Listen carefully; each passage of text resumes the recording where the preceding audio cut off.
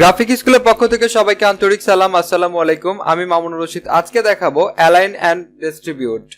Align and ডিস্ট্রিবিউটটা অনেক important একটা জিনিস যখন আপনি রিসেলেবল মার্কেট প্লেসে কাজ করবেন, এবং যে কোনো ডিজাইনের ক্ষেত্রে অ্যালাইনমেন্টটা অনেক ইম্পর্টেন্ট জিনিস। এই জন্য এটা অনেক অনেক সতর্কতার সহিত আপনাকে যখন আপনি অ্যালাইনমেন্টের কাজ করবেন তখন এটা করতে হবে।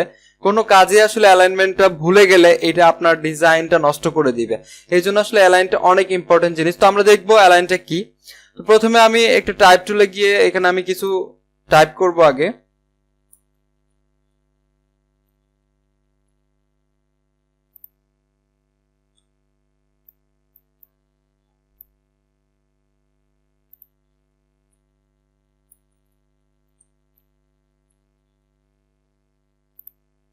Graphic school graphic design course, এবং এখানে যদি আমি লিখে দেই বাই মামুনুর রশিদ। ওকে, এখন আমরা এখানে দেখতে পাচ্ছি যে এখানে আমার তিনটা টেক্সট রয়েছে, তিনটা আলাদা আলাদা লেয়ারে। এখন আমরা দেখবো যে এগুলো আসলে কিভাবে অ্যালাইনমেন্ট করব। আমার এখন রয়েছে এটা মুভ টুলে। সবসময় আপনি এটা দেখতে পাচ্ছেন যে আমার অ্যালাইনমেন্ট এগুলো সাইন, এগুলো হচ্ছে অ্যালাইনমেন্টের সাইন। যখন আমরা মুভ টুলে থাকবো তখন অ্যালাইনমেন্টের সাইনগুলো এখানে শো করবে। তো অবশ্যই যখন আপনি অ্যালাইন করবেন তখন আপনাকে মুভ টুলে থাকতে হবে। এবং কি করে অ্যালাইন করবেন, আমার একটি লেয়ার এখন সিলেক্ট রয়েছে, এই জন্য অ্যালাইনমেন্ট সাইনগুলো হাইড রয়েছে। এখন আমি যদি এখানে দুইটি লেয়ার যদি সিলেক্ট করি, আমি কন্ট্রোল প্রেস করে যদি দুইটি লেয়ার যদি সিলেক্ট করি, তখন দেখতে পাচ্ছি আমার এই দুইটা অ্যালাইনমেন্ট এখানে আমার ওপেন হয়েছে, শো করছে। এবং আরেকটি যদি আমি ধরি তাহলে দেখা যাচ্ছে আমার সবগুলো অ্যালাইনমেন্ট এখানে আমার শো করছে।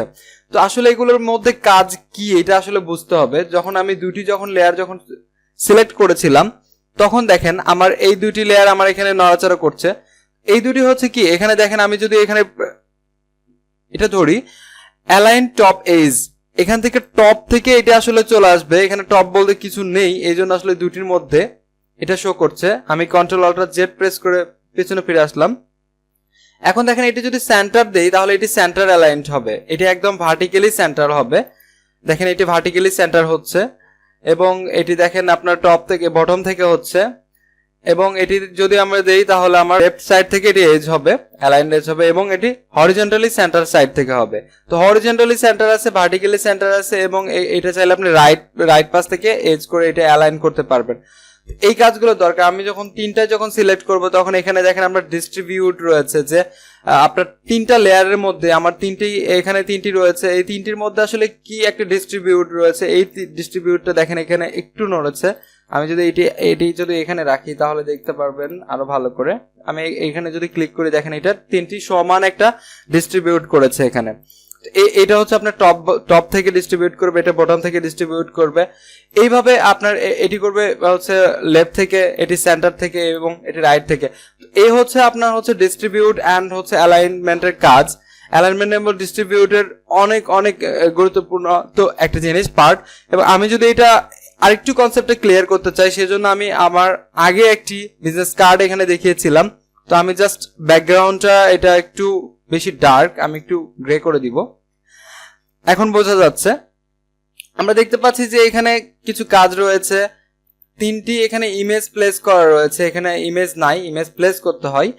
তো যাই হোক, এই তিনটিতে আসলে দেখেন সমান অ্যালাইনমেন্ট রয়েছে। এটি কি করে বুঝবো, আমি যদি এখানে এগুলো যদি শো করি, জাস্ট এগুলো আমি কন্ট্রোল প্রেস করে যদি তিনটে যদি সিলেক্ট করি, এখন যদি আমি এখানে সেন্টার অ্যালাইন যেটা রয়েছে ভার্টিক্যালি সেন্টার, এইটাতে ক্লিক করি, দেখেন আমার এটা এক বিন্দু নড়বে না, কারণ এগুলো অলরেডি করা রয়েছে। আচ্ছা, আমি একটি যদি দেখেন একটু নিচে নিয়ে আসি এবং আমি সবগুলোই সিলেক্ট করছি, দেন আমি এটাতে ক্লিক দিলে যাবে না, কারণ এটা ব্যাকগ্রাউন্ডটা আমি নেওয়া হয় নাই।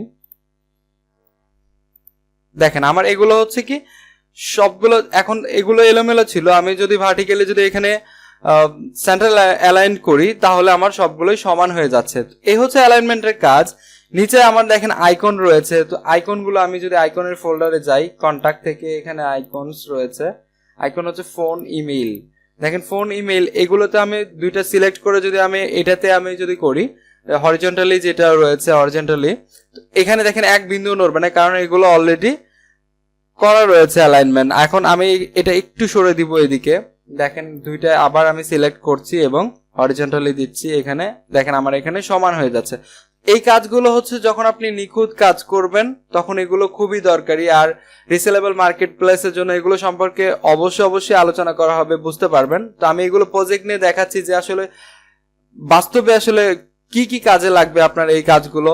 এই জন্য আমি দেখালাম যে অ্যালাইনমেন্ট এবং ডিস্ট্রিবিউটের কি কি কাজ আপনার এখানে প্রয়োজন হবে ফিউচারে। এই হচ্ছে অ্যালাইনমেন্টের কাজ।